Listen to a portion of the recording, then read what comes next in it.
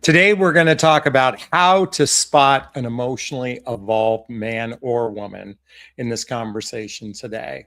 So, where this video was birthed was from a post I did on my social media. So, I want to read it to you, and then we're going to dive into what an emotionally evolved man or woman looks like, even though this is probably a little bit more focused on the men, because this was originally based on me. So, let me share with you the post, and it goes like this. When a man thinks he's lost his masculinity, he's usually becoming more of a man. For years, I thought I wasn't very masculine. After my financial crash, my identity collapsing, losing my son, and everything that cracked me wide open, I quietly told myself I was weak. Not in the obvious ways, but in the subtle, private ways that men rarely admit out loud. I even told my beloved before we ever went on a date, I said, I think I'm 51% feminine and 49% masculine. And at the time, I believed that because I didn't look like the old version of a man. I wasn't stoic like my father. I wasn't the guy with endless certainty. I wasn't the planner of everything man. I wasn't emotionally shut down or financially invincible. So in my mind, that meant something was wrong with me. But here's what I missed completely. Everything I rebuilt after the crash, the emotional scaffolding, the empathy, the communication, the self-awareness, wasn't me becoming less masculine. It was me becoming more of a conscious man. And I didn't fully see it until I experienced it on the inside of a healthy relationship. Let me repeat that. I didn't really recognize it until I got into a healthy relationship. Because today, with my beloved, here's what surprised me. I led the direction of our relationship. I'm the one that holds the vision of where we're going. I bring up the emotional conversations that deepen our connection.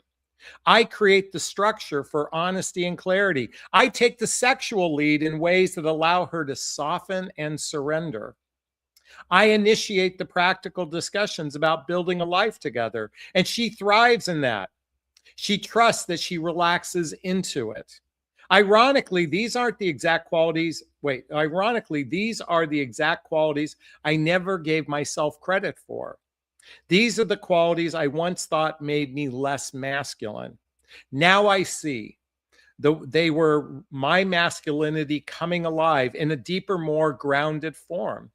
Not the old masculine model, not forced or bravado, not perfection under pressure, not controlling everything, not stuffing my emotions, but direction, presence, integrity, truth, vision, sexual leadership, and rational responsibility and emotional courage.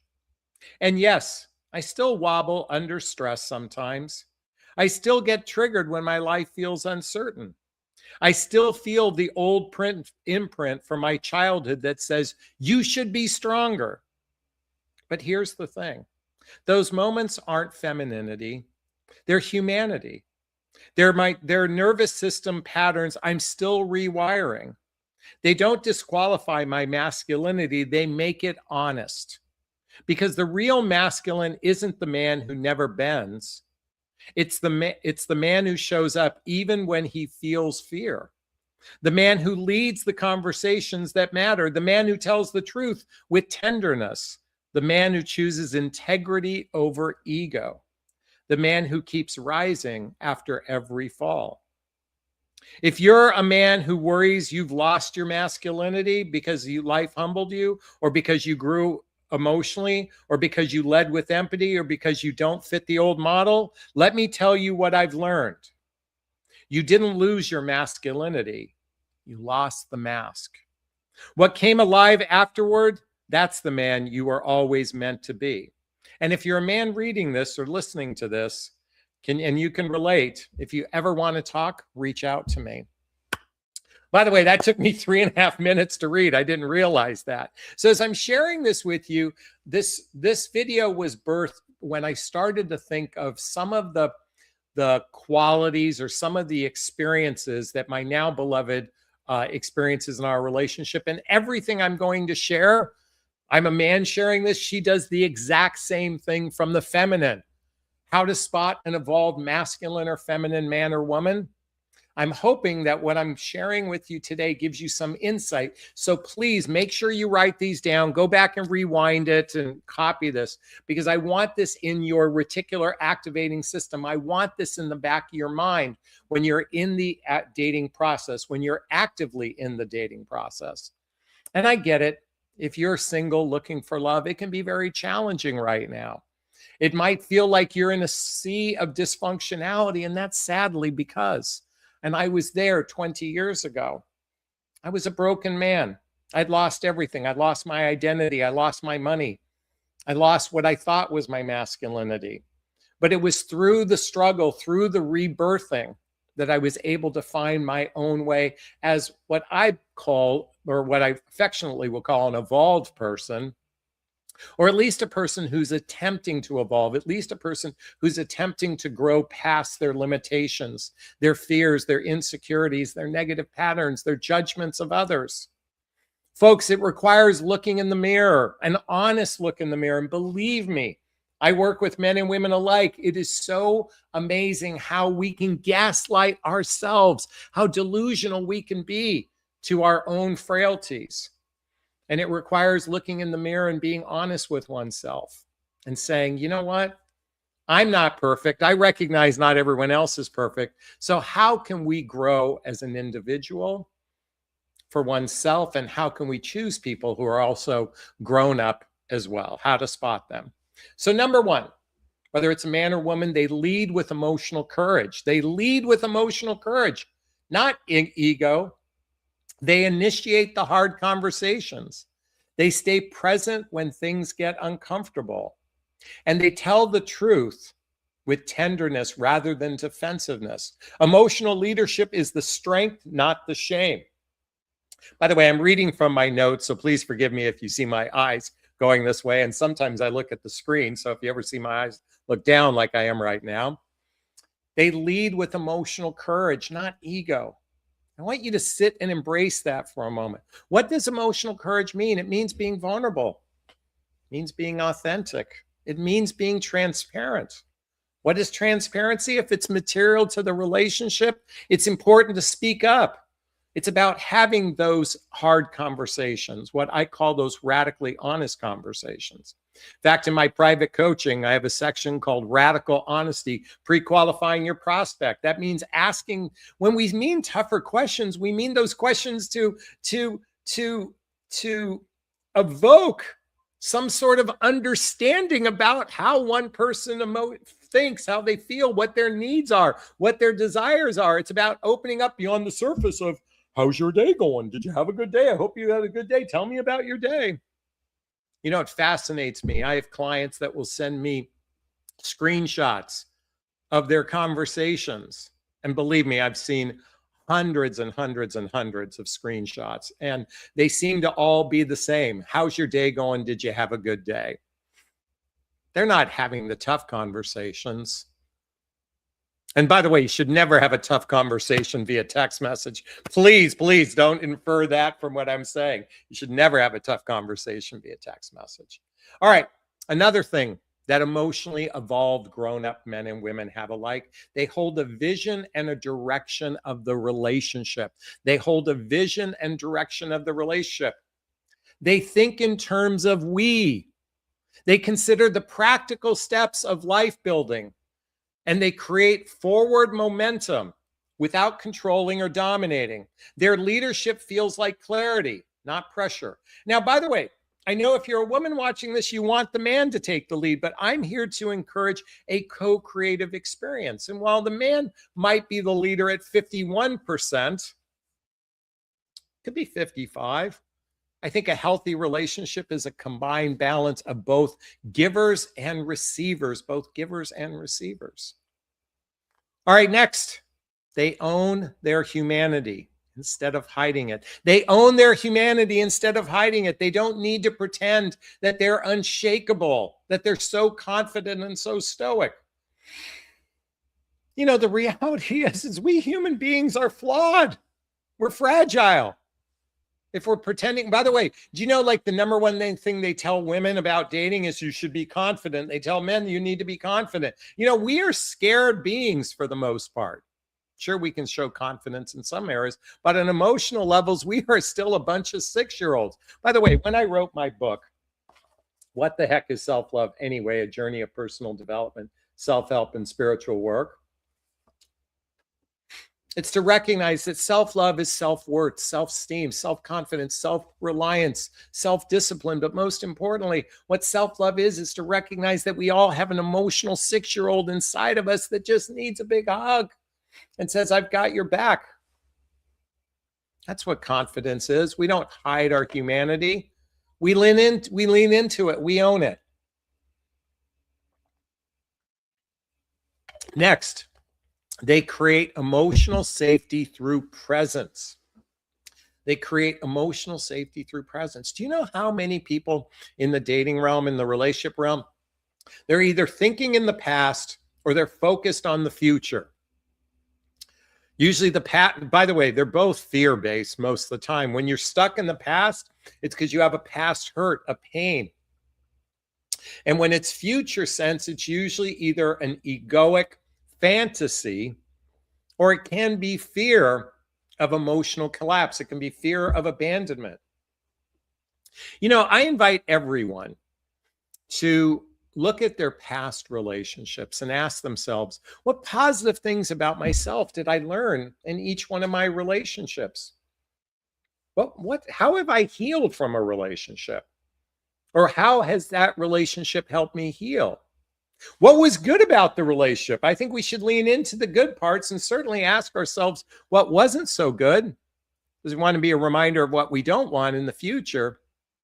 And lastly, what are we most grateful for? The reason why I'm saying this in the area of presence is when we can come from a place of a healthy past, that we don't need to be in fear. We don't need to have pain. And let me just tell you this. We are swimming in a sea of vanity and fantasy for so many people. They outvalue themselves. And what I mean to say is, it seems like everybody wants someone 10 times better than themselves. Now, I know that sounds like a judgment when I say that, but the reality is we oftentimes are in a delusion about our own capacity to what we can attract. You see it all the time. Women see it all the time. They see it with men who want women 20 or 30 years younger. Those men are in delusion. And women are in delusion, hoping that they're going to find a man over 6 foot tall, 6-figure income, and 6-pack abs with a 6-inch penis, because that only represents a small percentage of the population. Anyways, presence. That's about understanding oneself from a self-aware place. Recognizing our fears, our insecurities, our negative patterns, our judgments of others, and letting go of all that and just focusing on the moment at hand. You know, a great practice of presence. There's a tree outside my window right there. I observe the leaves. I observe the leaves. I observe the wind shaking the leaves. I observe that. That's presence. Just in that moment, I was looking out the window, present. Create emotional safety through presence. Next, lead the sexual aspect of the relationship. It allows each one of you to soften and feel trust. Each one of you lead. Be attuned, be grounded, initiate. Men are thirsty for women initiating, and women are so thirsty for men to initiate the sexual aspects of the relationship. You know what? It saddens me to say that most people are bad at sex to begin with. Let me reframe that. We're not bad at sex. We're not bad at sticking the penis inside the vagina. You know what we're bad at? We're bad at making love. I mean, I'm talking about present, grounded love. This wasn't taught. It's something that you work on from the inside out. And guess what? This is something you can build within the relationship. And by the way, someone who's willing to work in this area is an evolved masculine or feminine, evolved masculine or feminine man or woman. Another thing that evolved people do is they practice accountability without shame or blame. They practice accountability without shame or blame. When they mess up, they own it. No gaslighting, no disappearing, no excuses. A lot. I have to repeat that. They take accountability without shame or blame. When they mess up, there's no gaslighting, there's no disappearing, and there's no excuses. They take responsibility for their impact and they care about your well-being. When you care about someone else's well-being, that's one of the highest definitions of trust. Highest definition of trust. We oftentimes point the finger. Do you know what happens when you point a finger? There's 3 fingers pointing back. There's 3 fingers pointing back. You got to look back at yourself. That's what shame and blame does. And guess what? When you do that, you're just mirroring your own insecurities, your fears, your issues. You're messing up. When you take ownership of it, when you don't gaslight, when you don't disappear and you don't make excuses, you start to experience a more evolved, juicy, delicious, healthy, happy relationship. And I'm here to promote life partnership-based relationships. I know it's tough out there. The casual relationships now outnumber serious relationships, situationships, friends with benefits and hooking up. That's the most common relationship today. If you want that juicy, delicious life partnership based relationship, then it's going to require rolling up your sleeves and doing the inner work to be in the space of what I talked about today is evolved. And last but not least, masculinity and femininity come from depth, not dominance. They're not posturing. They're not overcompensating. They're not trying to prove anything. Masculinity and femininity come from emotional depth, self-awareness, grounded integrity, not from the outdated roles or fragile pride. Is this sinking in? Is this resonating with you?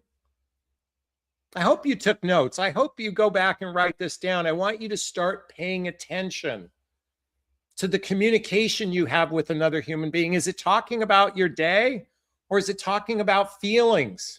Are you talking about feelings? Lean into that for a second. Are you talking about feelings? Are you talking about how you feel about things, how you felt about things in the past? See, an evolved person isn't afraid to be vulnerable, to be authentic, to be transparent. An evolved person isn't. In fact, you know what? They lean into it because they know a deeply committed relationship requires emotional depth. And they're willing to roll up their sleeves. And if they don't know how to do something, they go learn it. Maybe they buy the book. Nonviolent Communication by Marshall Rosenberg. I highly recommend checking out this book. All the books I recommend are listed below, just like my book. If you haven't read this book, it should be in your repertoire before you ever have sex with anyone ever again. Because when you come from an evolved place, you build a grounded relationship that demonstrates trust, demonstrates safety. And guess what? The sex will be off the charts when you create a safe, grounded space for a relationship. Is this sinking in? Is this resonating with you? Please let me know. I'd love to hear your thoughts. Post a comment below. I do my best to read them all in the first 24 hours. As always, if you find value in my videos, please hit that like button. Please share this video. Please subscribe to my channel. Hit that notification bell so you can be notified of new videos. And if you want to connect with me directly, hey, there's links below. Schedule a discovery call with me to see if working with a coach is right for you. There's links to join my group called Midlife Love Mastery. There's links to follow me on social media. There's links to get all the books I recommend, all listed below. All right, those who know my live format know it's time for Q&A. If you have a question, there's a little chat box there. I want you to write the word question and post the question there after. Or you can purchase a super sticker, super chat. All the monies from the super sticker, super chat goes to a scholarship fund in the name of my son, Connor Aslay. That's a picture of him right there with his brother, Colin. He's my son who passed away over 7 years ago. In his honor, we donate to causes like the Hoffman Process, Insight Institute, and scholarships to coaching as well. Our goal tonight's $50, so we'd appreciate some love. And if you want to join the love seat, if you want to talk to me live right now, I just posted a link. That's that StreamYard link. You can join me live and we can have a conversation. So let's see some of the comments that have popped in so far. Gigi just popped in. She said, it's raining men. Met a wonderful man online 2 weeks ago and another one tonight. Can't handle them. Ladies, jump in. Well, that's great that you're meeting wonderful men. By the way, folks, if you're a woman watching this, I have a little song to sing for you. It's raining great men. It's raining great men. It's raining great men. I invite you to activate your reticular activating system with that perception that it's just raining great people in your life. And if you do that, look at, even Mom says, yes, absolutely. See? Larry just popped in. He says, so when a detective wants to solve a murder, he secretly wants to murder? Well, not exactly. Come on, Larry, you know better than that. But when a detective wants to solve a murder, guess what he does? He interrogates people, Larry. Do you know what interrogation is? It's about getting to the truth, getting to the truth. And by the way, if you ever watched a detective do an interrogation, they beautifully master the questions in such a way that it builds friendship or builds, rapport. And then they ask those tough questions. And do you know what? 87% of the time, guilty people confess in the interrogation. That's what dating is. It's an interrogation. I'm saying a little tongue in cheek, okay? But yes, it is about asking deeper, tougher questions. So, and oftentimes when we're judging another, it is a mirror of our own shit. Okay? It's a mirror of our own shit. All right. Babby says, when I miss my boyfriend, so I get upset. Wait a minute. Let me read this again this way. When I miss my boyfriend so much, I get upset at him at stupid things. Why? Well, most likely you don't feel safe. You have an unregulated nervous system. And because you don't know how to navigate your emotions in a way to recognize that a lot of this is made up, this anger that you have towards him. And I'm not suggesting that someone could do something disingenuous to you, but think about when children screw up. Do we get upset with them? No, we recognize that we are swimming in a sea of emotional immaturity between men and women alike. So I understand your propensity to get upset, but would you beat a child? Would you hit a child if they did something stupid? No, you just recognize that most human beings have an emotional 6-year-old inside of them, yourself included. And how do we regulate it? By giving ourselves a big, gigantic hug of love when we're feeling dysregulated. Gigi's back in. She says, I absolutely believe I manifested the first one, became the magnetic attractor, as our great coach teaches. Well, first off, thank you so much, Gigi. I appreciate that. I'm going to give you an example of something. I'm going to use a golf analogy. Golf, par 3, over water. If you keep saying, don't hit it in the water, don't hit it in the water, don't hit it in the water, what's going to happen? You're going to hit it in the water, most likely. What if you just start saying something like, hit the ball, land softly on the green next to the pin. Hit the ball, land softly on the green next to the pin. You have a greater chance of that happening. So that's what manifestation is. Focus more on what you want from a healthy place than focusing on what you don't want. Most people are so hyper-focused on they don't want that they keep attracting what they don't want. All right. Denise says, I'm in a relationship with a man who is not emotionally available. I was so busy being love bombed and loving every minute, I did not ask questions or investigate his emotional stability. Yeah, I have a very dear friend. She got love bombed by a guy I warned her about. I knew of a man who has a propensity to cheat and be disingenuous, and I warned a friend of mine about her, but boy, she got sucked in by the love bombing. And for 3 months, she was in what she thought was the most amazing relationship of her life, until he did exactly what I said he would, exactly at the 3-month mark. He said, I'm going back to my wife. This guy has done this so many times. The bodies are buried from here to the next city I live in. Excuse my French about bodies being buried. But, people that love bomb, and we get sucked in. I mean, the minute someone's okay, here's the thing. It feels good to have someone chase us. It feels good to have someone invest in us. It feels good. But when it's excessive, we know it.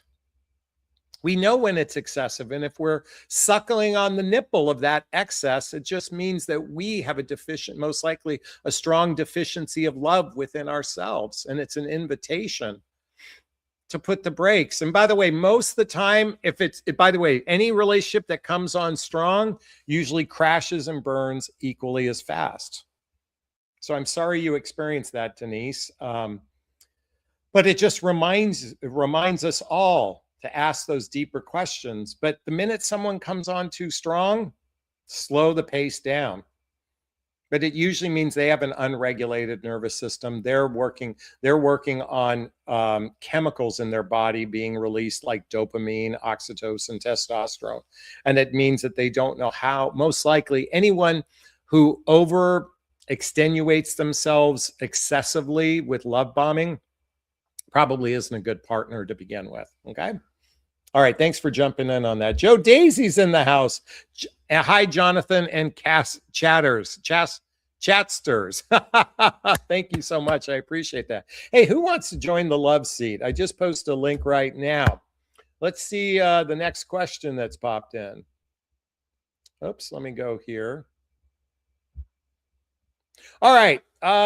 Miss Chic, let's see. Question, do that missing emotion trigger past hurts from childhood or former relationships? You could be projecting that emotion onto an innocent party. You know, I think it's interesting. When my beloved and I are on our days apart, I recognize I don't miss her. Partially because I feel secure in the relationship. I don't feel a sense of missing. I miss the company, but I don't miss her from an anxious, insecure place. I think when we feel anxious and insecure, it's usually a fear within ourselves of abandonment. That's the way I interpret it. And yes, we could be projecting our emotions onto someone else. Now, again, there's a difference between, God, I wish we were together versus, oh my God, I miss her, like from a place of anxiety. It's one thing to miss someone from a grounded, secure place, but boy, if you're feeling anxiety over being apart from someone, that really suggests some inner work needs to be done, some grounded work needs to be done. And this takes sometimes years and years to rewire our brains. It takes years and years sometimes to rewire our brains. So let's keep going here. All right, question. Is there a chance our relationship could not work out if his son is not ready for a stepmom? I think children can create problematic issues within a relationship. Absolutely. I think children can create problematic issues. And boy, you know, I mean, by the way, by the way, family members, our parents can also be problematic as well. But yeah, and I'm not a therapist, so I wouldn't know how to best address that. I think what's needed most likely is to build a relationship with the child. And it depends on how much their mother influences them as well. But here's the thing. If you and your partner come at it from a kind, loving space to the child, and you've declared that you guys are going to build a partnership together, then it's, I don't think it should preclude. I don't think I would abandon the relationship, but it depends on how strong I'm assuming the man in this case, because your name is Babby, is very strong and confident about your relationship. If he's given, you know, by the way, if you give our children too much power, they're going to run over us. So hopefully he's not giving his child that much power. But then again, this deserves a deeper conversation. Again, you probably even want to work with a therapist on this, depending on the dynamic the son has, even with his own mom. So, all right. Hey, do you have a question? Write the word question and post the question there after.